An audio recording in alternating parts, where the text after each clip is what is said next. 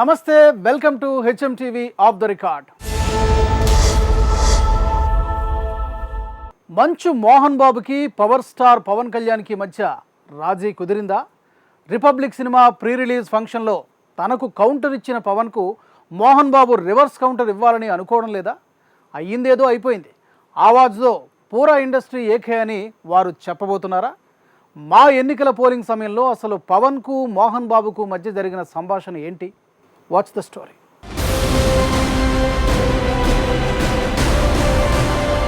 Dialogue king Mohan బాబుకి mega ఫ్యామిలీకి మధ్య గ్యాప్ ఉందన్నది కాదనలేని నిజం. కనిపించినప్పుడు ఆలింగనం చేసుకునే ఈ రెండు వర్గాల మధ్య కనిపించని స్ట్రాటజీలు నడుస్తూనే ఉంటాయి.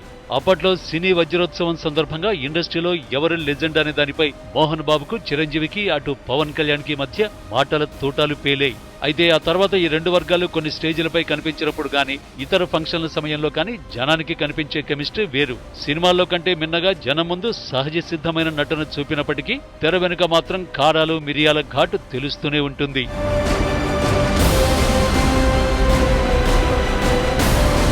ఇదే కోవలో తాజాగా ఈ రెండు వర్గాల మధ్య వ్యూహ ప్రతివ్యూహాలకు మూవీ ఆర్టిస్ట్ ఎలక్షన్లు వేదికగా మారాయి. 2 నెలలుగా అందరి దృష్టిని ఆకట్టుకున్న ఎన్నికల ఫలితాలు కాస్త మంచు ఫ్యామిలీ వర్సెస్ మెగా ఫ్యామిలీగా మారిపోయాయి. మంచు విష్ణు టార్గెట్ గా మెగా బ్రదర్ నాగబాబు మీడియా ముందుకు రావడం, ప్రకాష్ రాజ్కే మా ఓటు అని చెప్పడం చూస్తే వచ్చిన ఫలితాలు మెగా ఫ్యామిలీపై మంచు ఫ్యామిలీ విజయం అన్న విధంగా సోషల్ మీడియాలో మీమ్స్, ట్రోల్స్ నడిచేలా చేశాయి.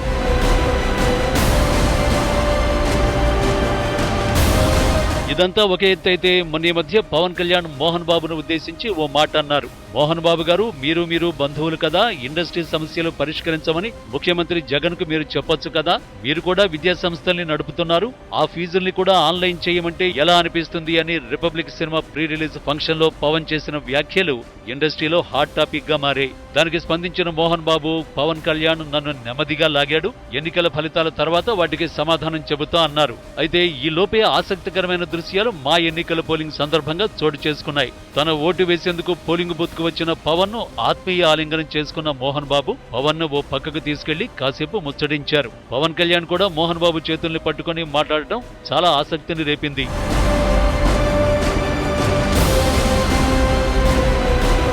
అయితే పవన్ కి మోహన్ బాబుకి మధ్య ఇంట్రెస్టింగ్ చర్చ నడిచిందని టాలీవుడ్ అనుకుంటోంది. విష్ణును పోటీకి దించాలనుకుంటే ముందే చెప్పి ఉంటే ఇంత రచ్చయి ఉండేది కాదు కదా అని పవన్ కళ్యాణ్ మోహన్ బాబుతో అన్నట్టు తెలిసింది. మంచు విష్ణు ప్రెసిడెంట్ గా నిలబడితే అన్నయ్య సహా మేం వ్యతిరేకం కాదు కదా, ఇంత చిన్న ఎలక్షన్ కి అంత పెద్ద హడావిడి రచ్చ అవసరమా అన్నట్లు పవన్ మాట్లాడారట. అంతేకాకుండా ఆలస్యంగా మీరు బరిలో నిలబడడానికి కారణమేంటి, సడన్ ఎంట్రీకి రీజన్ ఏంటని కూడా పవన్ మోహన్ బాబును ఆరా తీశారట. దానికి స్పందించిన మోహన్ బాబు మొదట్లో విష్ణు ఇంట్రెస్ట్ లేదన్నాడు, ఆ తర్వాత సడన్ గా పోటీ చేస్తా అన్నాడు, ఇక బరిలోకి దిగక తప్పలేదు. అయితే గొడవలు, విమర్శలు ఇలా జరగకుండా ఉంటే బాగుండేదని మోహన్ బాబు కూడా పవన్ తో అన్నట్టు తెలిసింది. ఇందులో పొలిటికల్ ఇంట్రెస్ట్లు కూడా ఏమీ లేవని పవన్ కు చెప్పే ప్రయత్నం చేశారట. ఆ తర్వాత మీడియాతో మాట్లాడిన పవన్ ఈ ఎన్నికలను అంత సీరియస్ గా పట్టించుకోవాల్సిన అవసరం లేదన్నట్టు మాట్లాడి వెళ్లిపోయారు.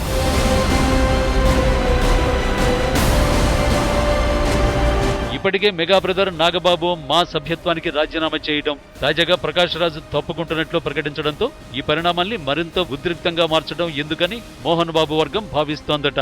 సహజంగానే వివాదాలు, విమర్శలంటే ముందుగా కనిపించి వినిపించే డైలాగ్ కింగ్ ఈసారి తన పద్ధతుల్ని మార్చుకుని కొంత స్ట్రాటజీతో వెళుతున్నట్టు కనిపిస్తోంది.